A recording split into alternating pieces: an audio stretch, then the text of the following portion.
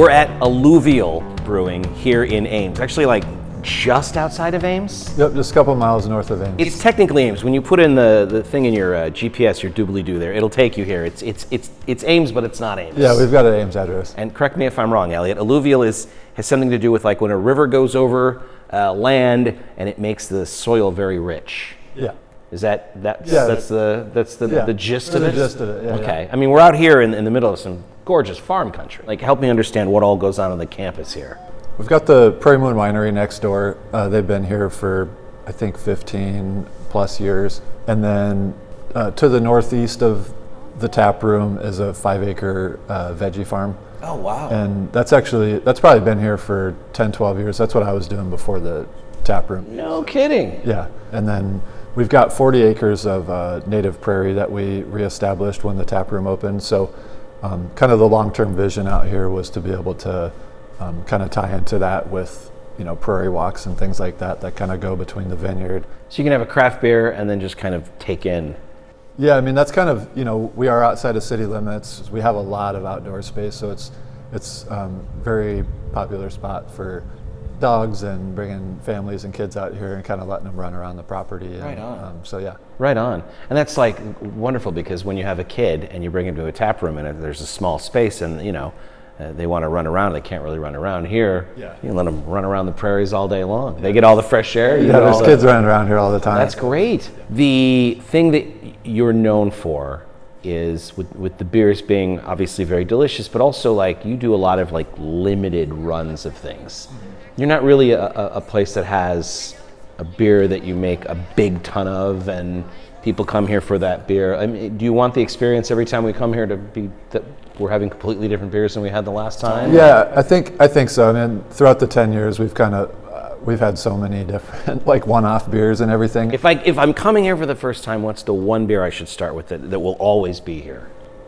Well, one of our pale ales, it's always been this Lutris Pale Ale or Mosaicious. Those have been on from the beginning. We've got this Gilbert Gold Lager, which is also that one that we've had for those 10 years. Okay. A couple years ago, we started doing these wild sours. It's definitely not a trend. Right. That's something that like our brewer Neil Blair has a passion for.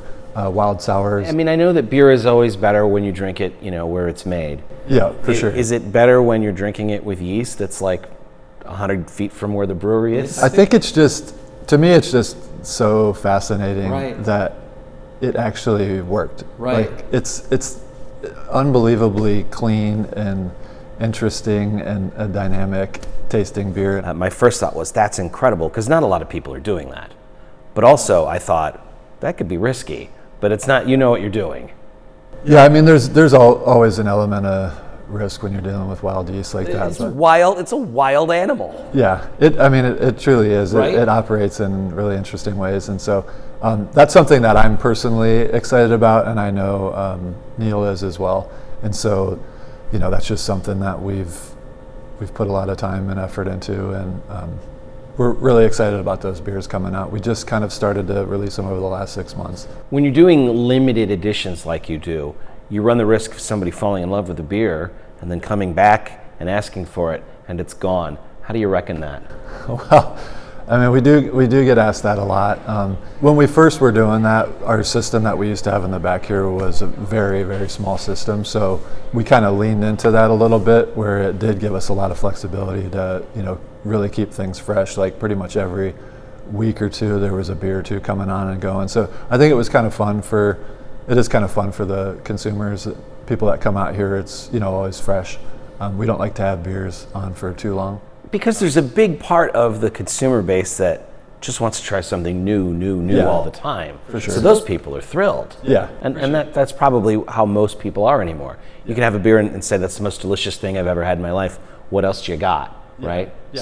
So that's kind of smart to always be introducing new lines. I think I think there are times when, people may be bummed that you don't have the thing that they thought you were going to have, but kind of testing this out, kind of see what goes over well, and then, if people really like a beer, we definitely listen and bring it back. I wanted to ask you about all of this incredible artwork. What's going on here? It's like I'm in a folk art gallery or something. Yeah, it's from a few different people. The majority of the paintings were done by Steve Nissen, who was founder of Prairie Moon Winery. So like when you said I was opening this place up, he was like, great, I'll make some paintings. Yeah, he actually very prolific. I mean, he has hundreds of them. So these were just some that we wanted to put on the walls. The vibe in here is very much like, I mean, I don't know, there's art on the wall and there's art in the glass, right? Is that what you're going for? Yeah, I think so. I think craft and art and creativity and things like that. The live music has become another thing that you're known for. Yeah. You've got bands coming in and out of here all the time. A lot of success with bluegrass and Americana and folk and things. So that's, we have a lot of that. We still have other genres as well, but that's been the most well received. And, we do have a lot of like national touring acts that come through here. I've had a little bit of imposter syndrome because I've had a Alluvial sticker on my beer fridge for years. And because I met you guys at like a festival years ago, and then like I had never been here and I never had your beer until like last night. So I can finally say that yes, I have been here, and yes, it is absolutely a place that you need to visit. Elliot, keep up the good work. Thanks. Great meeting you. Cheers. Yeah, cheers. That's got to be quite a leap from being home brewers and buddies that are having a good time making beer to thinking, we think strangers would like this and will give us money for it. Yes, absolutely. What were those talks like?